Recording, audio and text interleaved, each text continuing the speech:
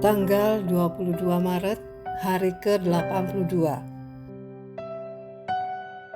Bacaan 1 Samuel pasal 24 sampai pasal 26. Hormat yang melampaui perasaan. Garis besar. Dalam bacaan hari ini, Anda akan berjumpa dengan 4 karakter yang sangat berbeda dan melihat bagaimana Tuhan menilai masing-masing dari mereka. Tuhan tidak melihat dari luar, Ia melihat jauh lebih dalam. Manusia melihat apa yang terlihat oleh mata, tetapi Tuhan melihat hati. 1 Samuel pasal 16 ayat 7. Daud menunjukkan hati yang benar. 2 kali ia punya kesempatan membunuh Saul. 2 kali ia memilih untuk tidak melakukannya. Saul tampak menyesal dan mengakui kesalahannya. Tapi penyesalannya tidak pernah berubah menjadi pertobatan yang nyata. Nabal mempertontonkan kesombongan dan kebodohan. Menolak membantu Daud, padahal Daudlah yang selama ini melindungi ternaknya. Abigail, istri Nabal, justru bertindak sebaliknya. Dengan kebijaksanaan dan keberanian, ia bergerak cepat mencegah pertumpahan darah, dan tindakan itu membawa berkat besar dalam hidupnya. Renungan harian. Pernahkah Anda berpikir dalam hati, kalau saya yang memimpin, hasilnya pasti lebih baik? Mungkin pemimpin Anda mengambil keputusan yang menurut Anda keliru.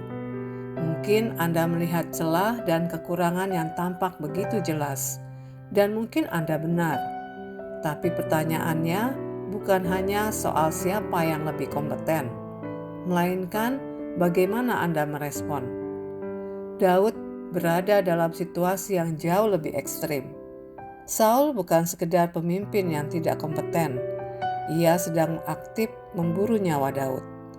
Dan Daud punya kesempatan emas untuk mengakhiri semuanya.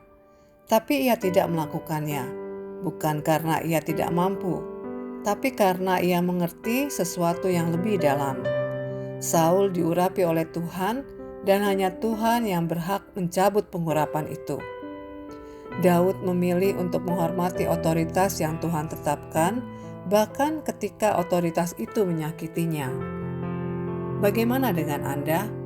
Apakah Anda mendukung pemimpin Anda dalam doa, atau lebih sering mencari-cari kekurangan mereka? Menghormati pemimpin bukan berarti menutup mata terhadap kesalahan, tapi berarti mempercayakan penghakiman kepada Tuhan, bukan mengambilnya sendiri. Hal terbaik yang bisa Anda lakukan di belakang seseorang adalah mendoakan dan mendukungnya, bukan menghakiminya. Pendalaman. Penghinaan yang mahal. 1 Samuel pasal 25 ayat 10 sampai 11. Dalam budaya Timur Tengah kuno, menolak memberi keramahan kepada tamu adalah penghinaan serius.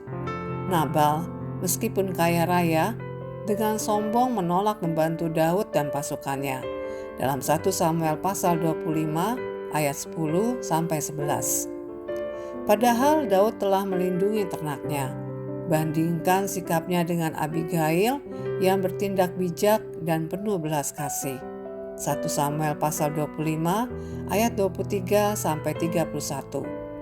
Serta Imam Ahimelek yang dengan murah hati menyambut Daud.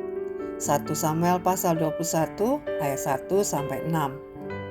Nabal gagal total dalam nilai-nilai kebaikan yang dijunjung tinggi budayanya sendiri.